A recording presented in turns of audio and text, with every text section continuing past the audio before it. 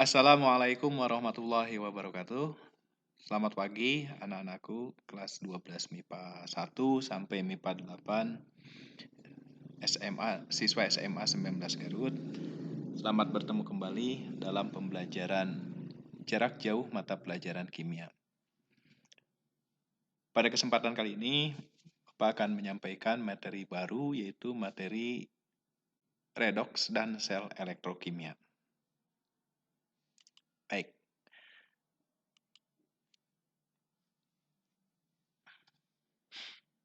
Reaksi redoks dan sel elektrokimia ini nanti akan membahas tentang 5 aspek yang akan kita pelajari dalam materi ini. Yang pertama itu tentang menyetarakan persamaan reaksi redoks. Yang kedua itu tentang sel Volta. Yang ketiga sel elektrolisis. Yang keempat stoikiometri elektrolisis dan hukum Faraday. Serta yang terakhir ini tentang korosi logam dan cara pencegahannya. Kelima materi ini satu sama lain saling berkaitan. Baik. Nah, sebelum kita masuk kepada materi pertama, ini ada beberapa produk bahan kimia yang diperoleh berdasarkan pada hasil reaksi redoks dan sel elektrokimia. Yang pertama, tentu saja kalian ini tahu ini adalah batu baterai yang sering digunakan di radio atau pada senter. Ya. Yang kedua juga kalian juga tahu ini adalah aki. Ya, akinya ini ada dua, yaitu aki kering dan aki basah. Ini sering digunakan pada sepeda motor ataupun kalau yang agak besar itu pada mobil sebagai sumber energinya. Ya. Yang berikutnya juga ini ada gambar baterai, ini baterai HV yang kalian miliki juga sama. Ini merupakan produk pengembangan dari batu baterai yang ini. Ya. Dan ini basisnya itu reaksi reduksi oksidasi. Berikutnya ini ada gambar pisau. Pisau ini terbuat dari stainless steel. Tentu saja ini stainless steel ini merupakan paduan logam yang berusaha orang memecahkan masalah bagaimana supaya pisau ini kalau mengupas buah-buahan tidak cepat berkarat atau kena air tidak cepat berkarat. Maka dibuatlah paduan logam seperti ini. Nah, ini juga sama. Jadi produknya ini didasarkan pada reaksi sel elektrokimia dan redoks tentu saja. Yang berikutnya ini adalah baja ringan. Kalian sudah tahu ini baja ringan. Ini juga sama. Ini merupakan produk kimia yang didasarkan pada reaksi redoks. Di sini orang ingin membuat suatu rangka untuk rumah yang kuat tetapi ringan dan tahan karat, maka dibuatlah ini baja ringan atau yang sering disebut galpalum begitu ya. Yang terakhir ini adalah produk-produk kedokteran yang sering digunakan untuk membedah pada saat operasi. Ini juga biasa digunakan logam-logam yang tahan karat. Ini didasarkan juga pada reaksi redoks dan sel elektrokimia. Baik, itu yang saya perlu perkenalkan biar kita juga mengerti atau memahami mengapa kita perlu mempelajari reaksi redoks dan sel elektrokimia. Berikutnya ini Bapak sampaikan juga gambaran umum tentang menyetarakan persamaan reaksi redoks. Jadi sebelum kepada materi pokoknya. Metode penyetaraan reaksi redoks ini itu ada dua. Yang pertama itu metode setengah reaksi atau sering disebut juga metode ion elektron.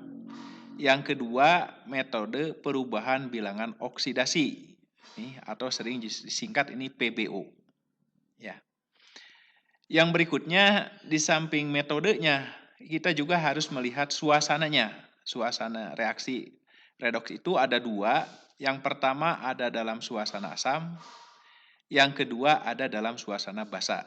Tentu kalian sudah paham ini suasana asam dan basa. Nah, kalau suatu reaksi redoks itu bersuasana asam, nanti pada persamaan reaksinya itu akan didapatkan ion H+. Demikian juga nanti kepada suasana basa. Kalau pada dua suasana basa, yang akan diperoleh adalah ion OH-. Jadi di akhir reaksi akan diperoleh ion OH-. Ya.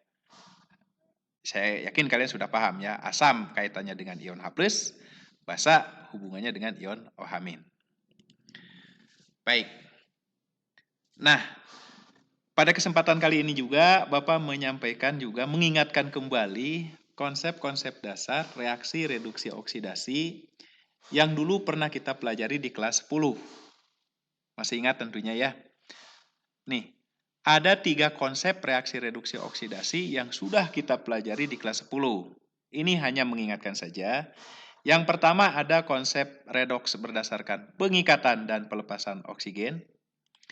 Yang kedua ada konsep reaksi redoks berdasarkan pelepasan dan pengikatan elektron. Dan yang ketiga ini ada konsep reaksi redoks berdasarkan kenaikan dan penurunan bilangan oksidasi. Ketiga konsep ini jangan kalian lupakan, apalagi konsep yang nomor 2 dan nomor 3 ini akan digunakan terus. Demikian juga dengan yang nomor A. Sewaktu-waktu kita perlu ini konsep-konsep ini untuk mudah memahami reaksi reduksi oksidasi. Seperti itu, ya. Baik.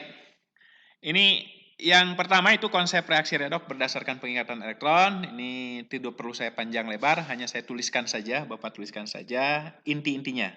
Oksidasi adalah reaksi pengikatan oksigen, sementara reduksi adalah reaksi pelepasan oksigen. Yang kedua, konsep reaksi redoks berdasarkan pengikatan dan pelepasan elektron. Oksidasi adalah reaksi pelepasan elektron, reduksi adalah reaksi pengikatan elektron. Yang terakhir ini adalah konsep reaksi redoks berdasarkan kenaikan dan penurunan bilangan oksidasi atau disingkat biloks. Yang dimaksud oksidasi adalah reaksi kenaikan biloks, yang dimaksud dengan reduksi adalah reaksi penurunan biloks. Ini konsep-konsep dasar yang pernah kita pelajari di kelas 10. Mohon diingat kembali atau kalau kalian mau catat kembali tidak ada masalah ya. Baik, kita langsung pada pokok bahasan pertama, yaitu menyetarakan persamaan reaksi redoks. Ya. Kita pakai dulu metode setengah reaksi reduksi oksidasi ya dalam suasana asam. Untuk memahami metode setengah reaksi reduksi ini, maka Bapak akan langsung saja ke contoh soalnya, supaya langkah-langkahnya setiap kali menyebutkan langkah ada buktinya atau ada caranya seperti apa. Baik, kita langsung saja ke contoh soalnya. Contoh soalnya seperti ini. Setarakan persamaan reaksi redoks berikut dengan metode setengah reaksi dalam suasana asam. Ini reaksinya. MnO4- ditambah C2O42- menghasilkan ion Mn2+ ditambah CO2. Itu ya. Langkah pertama yang harus kalian lakukan adalah membagi dua reaksi ini menjadi setengah reaksi reduksi dan setengah reaksi oksidasi. Cara membaginya seperti ini. Nah, spesi yang sama, MnO4, nanti akan dipasangkan dengan Mn2+. Jadi yang ada Mn-nya dengan Mn-nya. Nah, sisanya, ini C2O42- ini nanti dipasangkan dengan CO2. Ya. Jadi cara membaginya seperti itu. Baik. Ini karena di sini pertama ada reaksi reduksi. Reduksi MnO4- menjadi Mn2+. Nah, inilah kita bisa memanfaatkan konsep reaksi reduksi di kelas 10 ini. Kenapa kita bisa menentukan bahwa ini reaksi reduksi? Anda ingat di konsep yang pertama yang dimaksud dengan reduksi itu adalah reaksi pelepasan oksigen.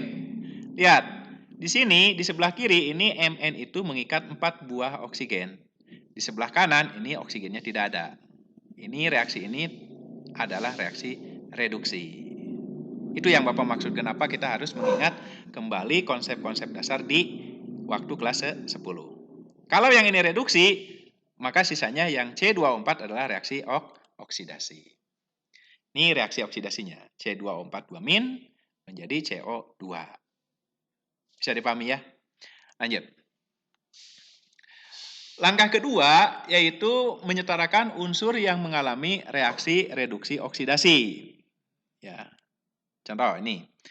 Di sini reaksi yang mengalami reduksi oksidasi, Bapak ingatkan untuk oksigen itu abaikan. Ya, jadi oksigen, atom oksigen itu diabaikan saja. Ya, jadi yang harus kita perhatikan adalah di luar oksigen. Nih, MnO4 ini Mn-nya ini jumlahnya 1, ini juga sama jumlahnya 1. Berarti sini sudah sama. Biarkan saja ya yang ini. Nah, di yang oksidasi, Anda lihat, oksigen abaikan dulu. Di sebelah kiri, atom C yang mengalami reaksi oksidasi ada 2. Di sebelah kanan, C-nya ada 1. Maka yang kanan ini harus kita kalikan. Menjadi 2, dikali 2. Seperti itu. Ya. Baik ya, Bapak tegaskan lagi. Di sini dalam menyetarakan unsur yang mengalami reduksi oksidasi, atom oksigen itu diabaikan dulu. Ya. Langkah ketiga yaitu menambahkan molekul H2O pada ruas yang kekurangan oksigen. Ya. Baik, kita tambahkan dulu. Untuk reaksi reduksi yang pertama, di sebelah kiri ini ada 4 oksigen. Di sebelah kanan ini tidak ada. Maka sebelah kanan ini harus ditambahkan molekul H2O. Berapa yang harus ditambahkan? Sesuai dengan kekurangan oksigennya. Sebelah kiri ada 4 oksigen, maka di sebelah kanan harus ditambahkan 4 buah molekul H2O. Jadi O-nya sama, di kiri 4, di kanan pun jadi 4. Jelas ya? Untuk yang oksidasinya, di sini baik di kiri maupun di kanan oksigennya sudah sama. Sebelah kiri ini 4, sebelah kanan ini 2 kali 2, 4. Berarti untuk reaksi yang kedua ini sudah setara. Dibiarkan saja. Saya pahami ya, ini langkah yang ketiga ini. Jadi menyetarakan atom O dengan cara menambahkan molekul H2O. Sejumlah atom O kurangnya berapa. Lanjut. Langkah keempat yaitu karena tadi ditambahkan H2O muncul atom H, maka di sini setarakan atom H yang muncul tadi, yaitu dengan cara menambahkan ion H+ di ruas yang kekurangan atom H. Baik. Nih, sebelah kiri ini tidak ada atom H-nya. Di sebelah kanan ini muncul atom H tadi, hasil penyetaraan tadi. Sebanyak berapa? 4 dikali 2. Ini 4 kali 2, ini 8. Maka di sebelah kiri ini, yang kekurangan H-nya, ditambahkan 8H+. Supaya H-nya sama. Untuk yang reaksi oksidasi, baik di kiri maupun di kanan, ini tidak ada atom H. Berarti untuk yang oksidasi ini dibiarkan saja. Tidak ada masalah ini, karena tidak ada H-nya. Langkah kelima, yaitu menyetarakan muatannya. Dengan ketentuannya seperti ini. Kalau persamaan setengah reaksi reduksi oksidasi itu kelebihan muatan positif, maka tambahkan elektron di yang kelebihan positif tadi. Ya. Tapi kalau misalkan persamaan setengah reaksi reduksi oksidasinya itu kelebihan ion negatif, maka elektron ditambahkan di ruas yang kekurangan muatan negatif. Bisa dipahami ya? Kan di sini sebutkan kalau kelebihan maka di sini elektronnya itu ditambahkan di yang muatan kelebihan ion muatan positif. Ya. Kalau yang kekurangan muatan negatif maka nanti ditambahkan. Baik. Yang pertama ini kita jumlahkan. Min 1 ditambah 8 plus. Ini 8 kali plus 1 jadi plus 8. Ini berarti menjadi plus 7 ya. Ini ada plus 7. Ini plus 7. Nah, Bapak tulis plus 7. Gitu ya. Ini Mn 2 plus. Yang ini 0. Ya, yang ini tidak ada muatannya. Berarti ini plus 7, ini plus 2. Yang kiri ini kelebihan muatan positif. Maka di ruas kirilah kita tambahkan elektron. Berapa? Supaya jadi plus 2, maka ini 7 plus itu harus ditambah dengan 5 buah elektron.